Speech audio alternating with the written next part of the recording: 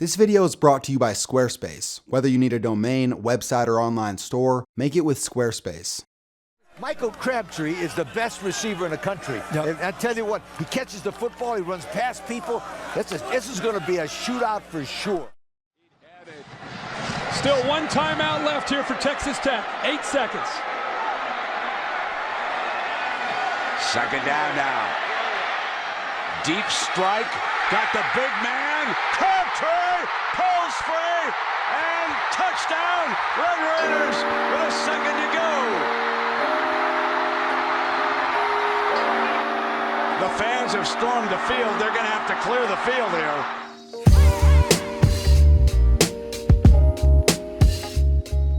Think about this. Most players are out of their program in 5 years, so to say that college football has changed would be a massive understatement. 2008 was a time where Alabama wasn't thought of as a powerhouse yet. Missouri seemed like a legitimate title contender. USC was still relevant with Pete Carroll as their coach. The NCAA football franchise was still alive and well, and the dreaded BCS system still existed. But now, let me take you back to what college football was like a decade ago. The hype in college football really boils down to two things. A, the best teams in the nation, and B, the best players in the nation. Let's look more into the second part of that statement. Back then, if you were like me, you'd hop onto your computer, which probably ran Windows XP, and you'd head over to ESPN's website. There was a popular voting poll made every year by College Game Day's analyst, Kirk Herbstreit. It was called the Herbie Awards. Who's the best veteran running back?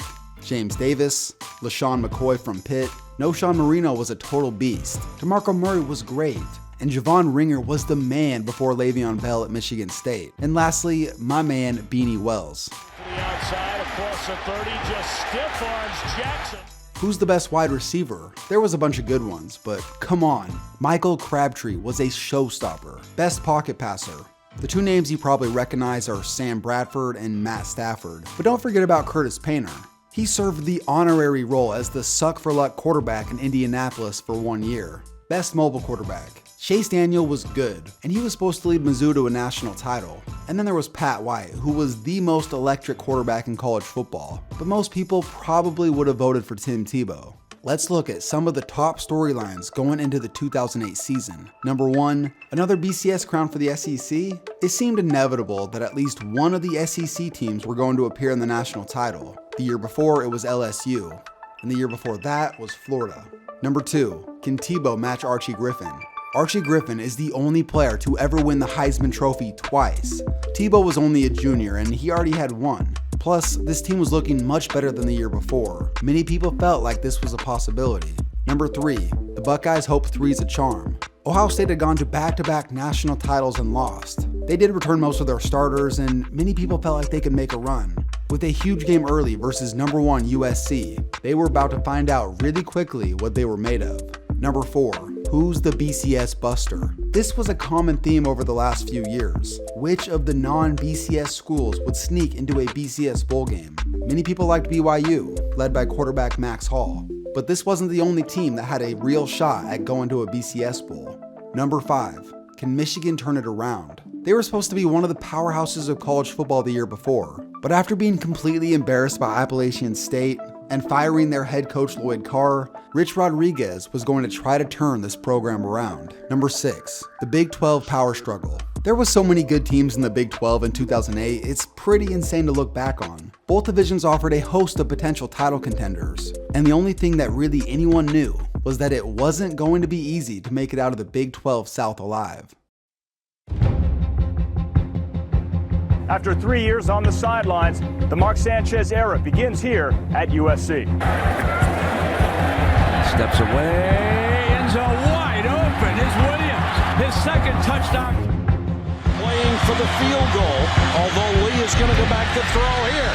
Dangerous pass, got it out to LaFell. Touchdown! Never seen any player in the entire country play as hard as I will play the rest of the season, and you never see someone push the rest of the team as hard as I will push everybody the rest of the season. And you never see a team play harder than we will the rest of this season. God bless.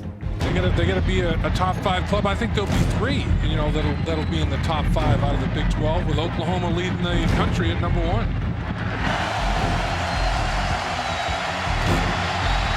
Throws forward, incomplete, Texas football. 2.5 minutes to go. Robinson, deep. A convoy out there, and it is picked off. Texas wins.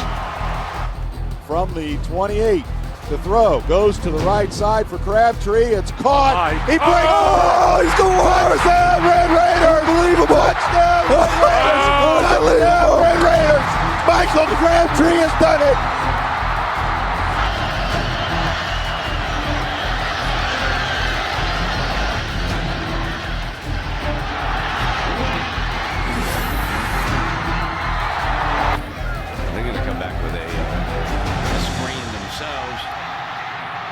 Tebow back. Tebow drills it. It's caught. Touchdown. Riley Cooper.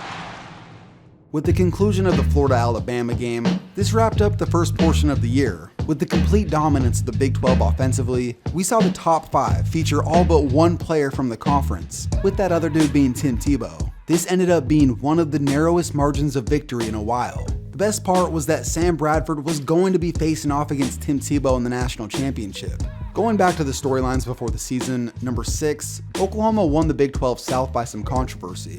To be clear, it was close enough to go all the way out to the 5th tiebreaker. But I don't want to get too much in depth into this because this year in the Big 12 deserves an entire video on its own. Number 5, can Michigan turn it around? Not even close. Number 4, this year's representative of all the small schools belonged to Utah, and it was by the help of the BCS computers, because Boise State went undefeated as well. But even though Utah went 12-0, they weren't getting any respect going into the Sugar Bowl versus Alabama. How does Utah handle a very big, very physical, and pretty fast Alabama team? Can Utah hold up against those big Alabama front lines? Number 3, the transition to Terrell Pryor had some growing pains, but they did finish the regular season 10-2. Then they lost to Colt McCoy in Texas in the Fiesta Bowl. Number 2, Tim Tebow finished 3rd in the Heisman race, but he did have the most first place votes. To be honest, this didn't matter as much to Tim Tebow. Number 1, out of the SEC, the Tim Tebow-led Gators were on a sensational run after losing early in the season. They were stacked and ready. But Sam Bradford was going to be tough to stop. After throwing 50 touchdowns to only 8 interceptions, the only question that remained, who was going to get it done on the biggest stage? Tebow looking around, still looking, throws, caught. And is it a touchdown or is the ball loose? It is a touchdown. Fake it to Chaney, Bradford to the end zone. Touchdown, Oklahoma's Bradford not looking that way. It's batted in the air and intercepted by Major Wright. Hey, let's go. Get in here. Let's go. Get in here right now. Get in here. Hey, we got 30 minutes for the rest of our lives. 30 minutes for the rest of our lives. Keenan checks in as an extra blocker, number 93. Lofted in the end zone. Touchdown, Nelson.